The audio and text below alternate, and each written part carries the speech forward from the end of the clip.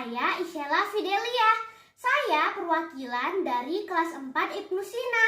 Hari ini saya akan bercerita tentang peristiwa Isra Mi'raj. Di sebuah kota Mekah yang gersang di daerah Arab, hiduplah seorang laki-laki yang bernama Muhammad. Muhammad dikenal karena kejujuran dan kesopanannya. Sehingga beliau terpilih menjadi nabi dan rasul Allah Subhanahu wa taala untuk mengajarkan dan menyebarkan ajaran agama Islam ke seluruh dunia. Namun, ajaran agama Islam tidak diterima dengan baik. Bahkan, mereka mengatakan bahwa Nabi Muhammad adalah pendusta.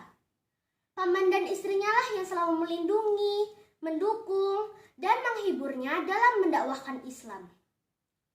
Selang beberapa lama perjalanan dakwah Nabi Muhammad, paman dan istrinya pun meninggal di tahun yang sama, menjadikan Nabi Muhammad sangat berduka dan bersedih.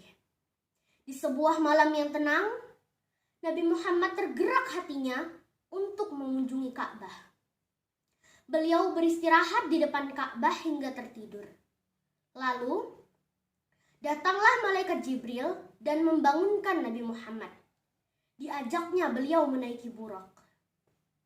Nabi Muhammad dan malaikat Jibril pun menaiki Buraq dan melakukan perjalanan dari Masjidil Haram di Arab ke Masjidil Aqsa di Palestina.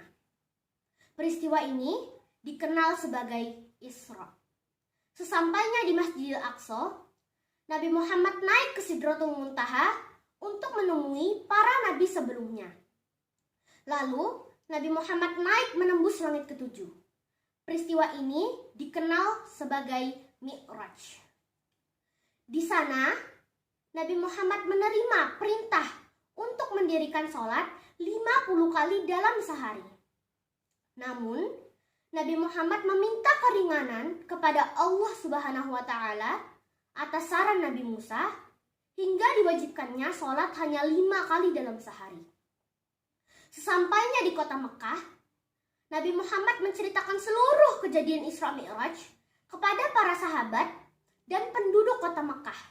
Namun, penduduk kota Mekah tidak percaya dan mengatakan bahwa Nabi Muhammad telah berbohong. Abu Bakarlah orang pertama yang membenarkan peristiwa Isra Mi'raj itu. Peristiwa Isra Mi'raj yang terjadi hanya semalam saja, ini menjadi bukti atas kebesaran dan kekuasaan Allah Subhanahu wa taala atas segala sesuatu bagi orang-orang yang beriman.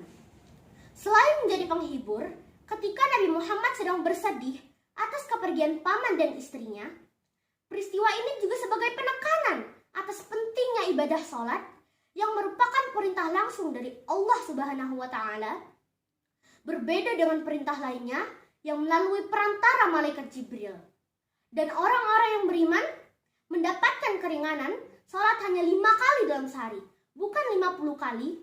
Harus selalu bersyukur dengan selalu menjaga sholatnya.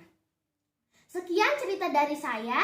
Semoga cerita tadi bermanfaat bagi kita semua. Terima kasih. Wassalamualaikum warahmatullahi wabarakatuh.